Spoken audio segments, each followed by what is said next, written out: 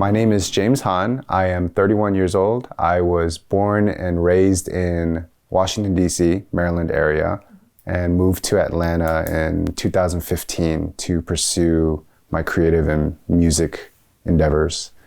Growing up in a Black and Latino Hispanic neighborhood, I was one of few Asian faces. So at school, you know, I would kind of have the usual things that you can expect, all the disparaging things that evil little kids will say to you.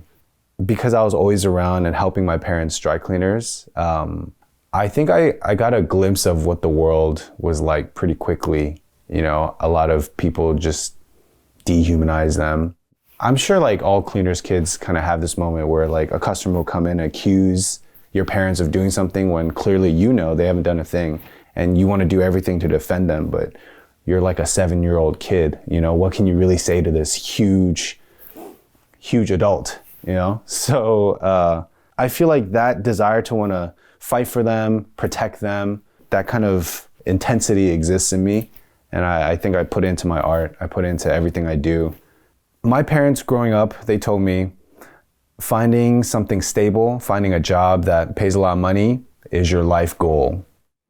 And I just internalized that ever since I was probably in middle school. You know, I just kept thinking, okay, I got to do something for my family. I got to do something to take care of my family. At the same time, I'm asking these questions. Why do I exist? Where do I belong? Where do I fit in? And that's where I discovered hip hop music, probably around 6th, 7th grade, like Eminem, 50 Cent, G Unit back in the day. When I first took a listen, I was like, man, these people just like feel so confident. They sound like they have their life put together. We know music is, you know, we don't know if it's all true. Regardless, they put this image out and I bought into it. And I really believed that this is what I needed in my life. I felt like I was lacking in confidence, lacking in identity, belonging. And I also loved the music. I love the poetic prose. You know, it was just so intoxicating for me. So as a young kid, get introduced to hip hop music, dive deep into it. And I started meeting kids in my school who were also into hip hop. So now people I normally wouldn't be able to talk to or wouldn't talk to, we're starting to have conversations, you know, about things we like, we're connecting. And that was kind of my first step into the world of hip hop and music. You know, I really felt like there was acceptance there. Or it was 9th or 10th grade. I had to do like a history report. And they were like, it could be creative. You could do it however you want. I don't know how to record myself, but I'm like, I'm gonna write a song to this. And I asked my friends, my high school friends, like, yo, hey, can you record me? He had like a gamer mic, some software we bootlegged off of LimeWire, and we just recorded to it, you know? And that was kind of like my first start into just like recording my voice. I realized then, like, I think I had like a natural knack for rhythm. Maybe I'm musically inclined. Cool. Was I gonna take it into a career at that time? It's like, no. Doing rap and then being an artist or whatever, like I just didn't think it was a real possibility. Freshman year of college, I went to University of Maryland.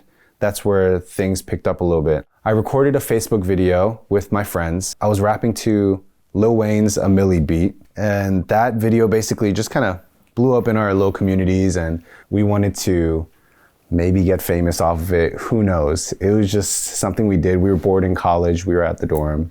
And I share that because that's how I met Sam Ock. And Sam Ock is a music producer, singer-songwriter.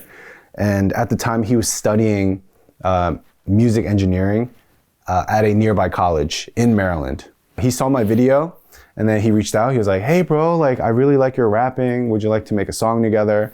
And mind you, at the time, I've never made a professional song ever, because he said he had access to the recording studio and we could use like real mics and stuff like that. So I'm like, oh yeah, no sweat, acting like I really knew what to do, you know? So we meet and we make 2 songs. The first song is called Running, and then the next song is called Never Change. Back in 2009, 2010, that kind of blew up on like the Korean American scene on young YouTube. Like it got like 1.5 million views. Put us on the scene for every Korean organization you could think of. every Korean church organization, every conference. Like, it was crazy. Every university. So that was like really fun for us because we saw the views just stacking up, and I think it like really resonated with the Korean Americans at the time. I was in a Christian rap group from 2010 to 2018. AMP took us all around the world. I mean, that's pretty much how I even started my whole music journey. There was 3 of us in AMP. It was me, Sam Ok, and Chung Lee, aka CL. We made a song called See You in Heaven. That kind of blew up in the church circles. We ended up traveling to all the colleges on the East Coast. We also made an album called Glory Songs. It took us to Korea. We did a tour in China, Japan, Sydney, Paris, Canada. Because of all of that, all the traveling we were doing, we all felt that Maryland had a ceiling because we wanted to work with people who could create the videos we wanted. We couldn't find anybody, no matter how hard we tried. We had a show sometime in like 2014, 2015 where we went to Atlanta, and I felt like I think this is a place we need to move to because there's so much music here. It's close to Nashville. Thought we could build a network out here, and yeah, that's how me and Sam Ok, we ended up moving. I really like Atlanta for the fact that I have opportunity here to build something of my own, because there aren't too many Korean American artists here. Actually, we can even broaden it, just Asian artists. There aren't that many in general. There's a lot of dreamers here, and I think we're allowed to dream and grow and make it happen. I just want to create things that my imagination wants to make. And that, I guess, is in line with what I care to do in the short term. Like, I want to create content that bridges a gap between like Korean, Asian Americans, and Black Americans. I think because of all the history of what Asian people have been portrayed as, or what they mean in America, I think that relationship has been tampered with, and that's something that I think Asian people are unsure of how to deal with, how to approach it. And I feel like I'm in the position, being in Atlanta, being in the Black Mecca, the hub of Black excellence, and all my friends being essentially Asian and Black, I feel like I'm in the position to have those conversations.